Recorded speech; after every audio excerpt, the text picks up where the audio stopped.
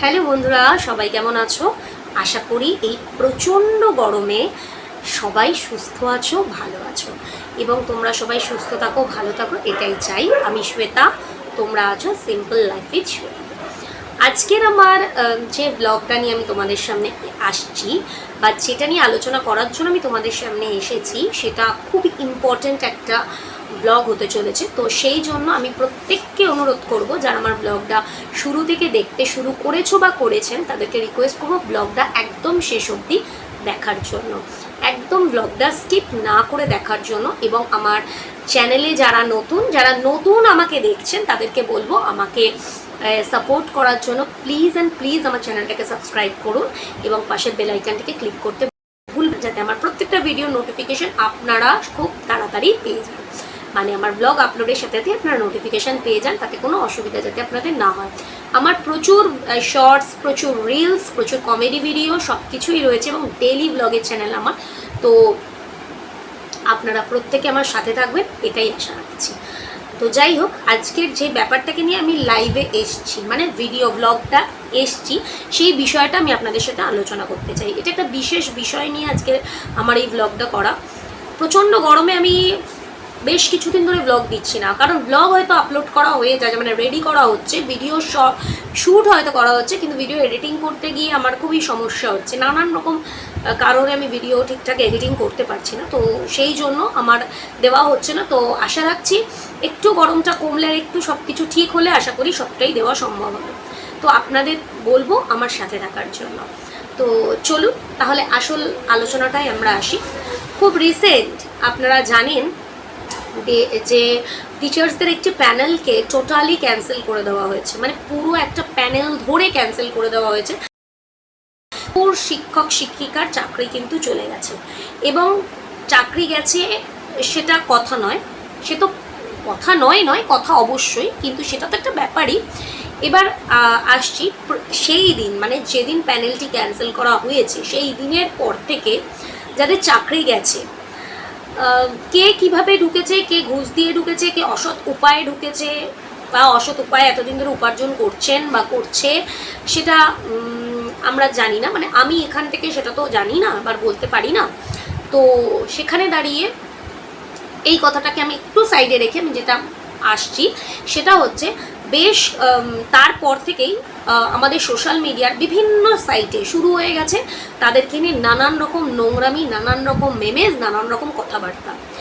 এক্ষেত্রে আমি একটা কথাই বলতে চাই, যাদের চাকরি গেছে তারা কিন্তু সত্যি সত্যি খুব মানসিকভাবে বিপর্যস্ত, মানসিকভাবে ভেঙে পড়েছে। এখন আপনারা হয়তো বলবেন যে যারা অসৎ উপায়ে মানে ঢুকেছে তাদের জন্য ঠিক হয়েছে। হ্যাঁ, ঠিক হয়েছে। যারা অসৎ উপায়ে চাকরি পেয়েছেন, যারা অসৎ উপায়ে ঢুকেছেন, যারা অসৎ উপায়ে অবলম্বন করে একটা সরকারি চাকরির মতো চাকরি, যেটা কিনা আমাদের ছেলেমেয়েরা লেখাপড়া শিক্ষিত ছেলেমেয়েরা পাগলের মতো খুঁজছে, কিন্তু যারা টাকা দিয়ে অসৎ উপায়ে ঢুকেছে তাদের জন্য একদম ঠিক হয়েছে, এটা আমিও বলবো, আমিও একদম তার পক্ষে যে ঠিক হয়েছে। কিন্তু এটা কি আপনারা জানেন যে এখানে যে প্যানেলটিকে ধরে ক্যান্সেল করে দেওয়া হয়েছে, এর মধ্যে অনেকে নিজ যোগ্যতায় চাকরিও পেয়েছে, নিজ যোগ্যতায়ও চাকরি পেয়েছেন, এবং তাদের চাকরি চলে যাওয়াতে তারা কিন্তু ব্যাপকভাবে ভেঙে পড়েছেন। তার কারণ প্রত্যেকটা ফ্যামিলিতে হয়তো 2-3 জন করে আজকালকার দিনে সরকারি চাকুরিওয়ালা থাকেন না, একজন করেই থাকেন, হয়তো একজন করেই ছিলেন, এবং তারা এমনভাবেই বিধ্বস্ত, এমনভাবেই ভেঙে পড়েছে। আর তারপর আপনাদের বলবো, কিছু মানুষ সোশ্যাল মিডিয়ায় যেভাবে লেখালেখি আর যেভাবে অসভ্যতামি শুরু করেছেন, তাতে করে দাঁড়িয়ে তাদের জীবন সত্যি বিপর্যস্ত। তারা কিন্তু মানে আত্মহননের পথও বেছে নিচ্ছে এর মধ্যে, এই কদিনের মধ্যে। আমি আপনাদের কাছে একটাই, আজকের ব্লগটার মাধ্যমে আমি একটাই আপনাদের কাছে অনুরোধ করব, যে যারা সৎ উপায়ে চাকরি পেয়েছে বা পেয়েছেন, এরকম অনেক মানুষ আছেন, অন্তত তাদের হয়ে এইসব নোংরা লেখালেখি, নোংরা পোস্ট, নোংরা জিনিস বন্ধ করুন। সব জায়গাটা রাজনীতির খেলা বা রাজনীতির মঞ্চ নয় যে রাজনৈতিক মঞ্চে দাঁড়িয়ে সব কিছু সবসময় চলে।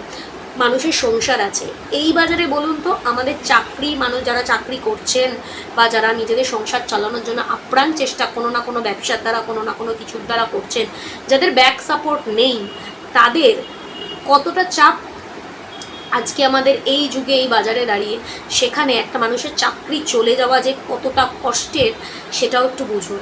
হ্যাঁ, আমি আবারও উল্লেখ করছি, এটা নয় কি যারা যেভাবে চাকরি পেয়েছে মানে অসৎ উপায়ে চাকরি পেয়েছে তাদের কথা আমি একটুও ভাবছি না, একটুও একটিবারের জন্যও বলছি না, কিন্তু মানুষ এতই নোংরা নোংরা কথা লিখছেন, আমি যেগুলো দেখে আজকে এই ব্লগটার মানে বসতে বাধ্য হলাম আর কি, যে মানুষ আজকে এতটা নোংরা হয়ে গেছে যে যার জন্য মানে কি বলবো, মানুষ মানে মানুষের উপর এতটা প্রেশার ক্রিয়েট করছে, মানে একটা ছোট্টখাট্ট জিনিস নিয়েও আজকে আমি দেখেছি সোশ্যাল মিডিয়ায় এত প্রেশার ক্রিয়েট করা হয়, এত মেমেস, এত নোংরামি ছড়ানো হয় যে মানুষ ভেঙে পড়ছে।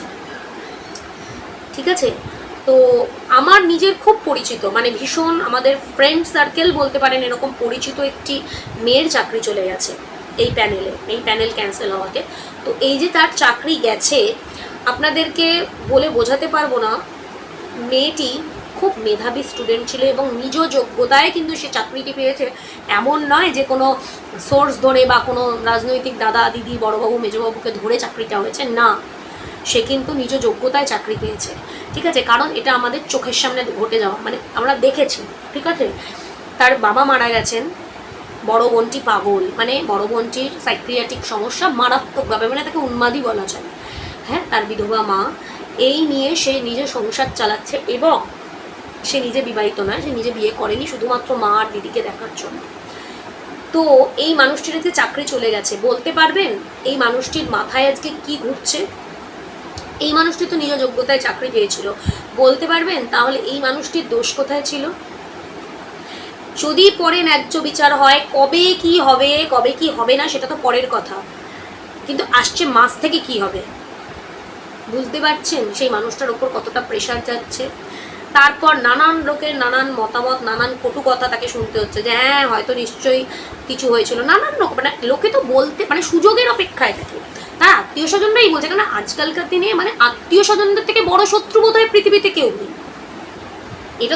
এটা আমি সর্বসমক্ষে বলছি, কেউ নেই। মানে মেন্টাল প্রেশার দেওয়ার জন্য প্রত্যেকটা ফ্যামিলিতে দেখতে পাবেন কিছু না কিছু আত্মীয় স্বজন সবসময় মানে সব জায়গায় রেডি থাকে।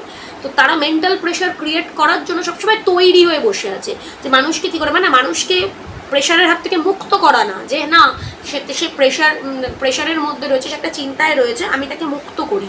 সবসময় মানুষের এটাই ভাবে হয়তো যে কোনো অসুবিধায় পড়লেই মনে হয় তাদের কাছে টাকা চাইতে দৌড়বে।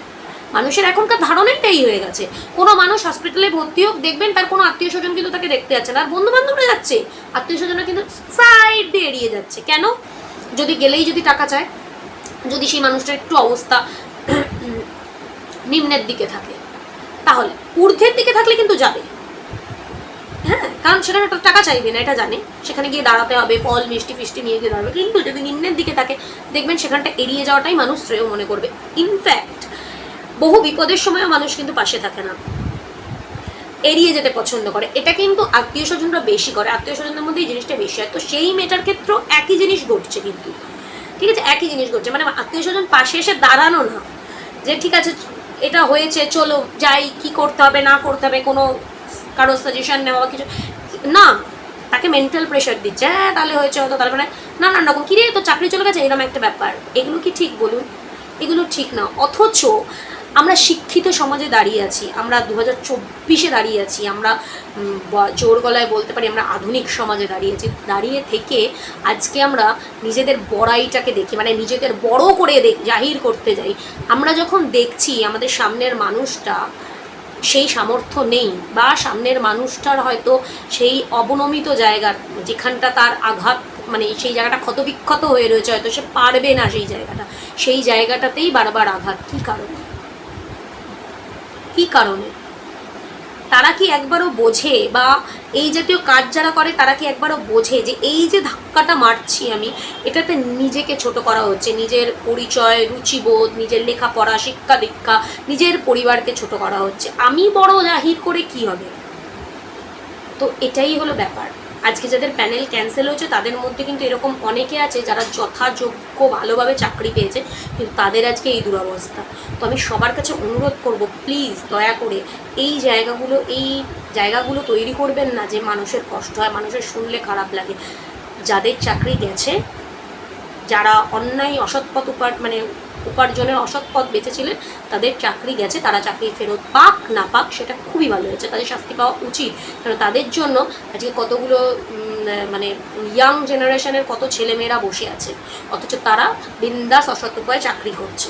তাদের চাকরি যাক, কিন্তু যারা সৎ উপায়ে চাকরি পেয়েছে আমি 100 বার অনুরোধ করব আপনাদের কাছে, আপনারা সরব হন। প্রত্যেকটা মানুষ যাদের চাকরি যায়নি, যারা অন্য ফিল্ডে রয়েছেন তাদেরকেও বলবো সরব হন সেই সব মানুষদের জন্য যাদের সৎ উপায়ে চাকরি পেয়েছিল, নিজেদের যোগ্যতায় চাকরি পেয়েছিল আর চাকরি চলে গেছে।